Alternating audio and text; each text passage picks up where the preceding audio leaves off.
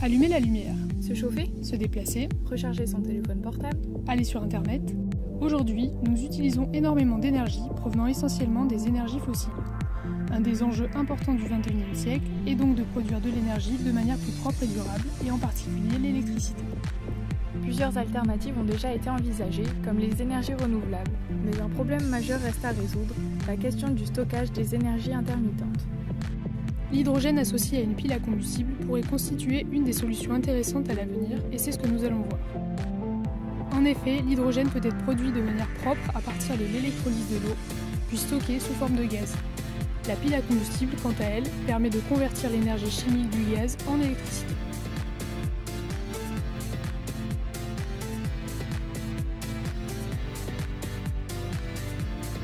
Démarrons donc avec le premier élément de cette chaîne énergétique, le panneau solaire. Il convertit les photons provenant du soleil en électrons. Nous avons ensuite l'électrolyseur. Il permet de décomposer les molécules d'eau en dioxygène et en dihydrogène grâce au champ électrique généré par le panneau solaire. Les gaz formés peuvent être stockés dans des bouteilles comme on le voit ici, ou redistribués afin d'être consommés. Vient ensuite la pile à combustible qui transforme l'énergie chimique contenue dans les gaz en énergie électrique. Mais alors, une pile à combustible, ça fonctionne comment ? Dans l'anode, les molécules d'hydrogène se dissocient, c'est-à-dire qu'elles se décomposent en ions H+, et en électrons.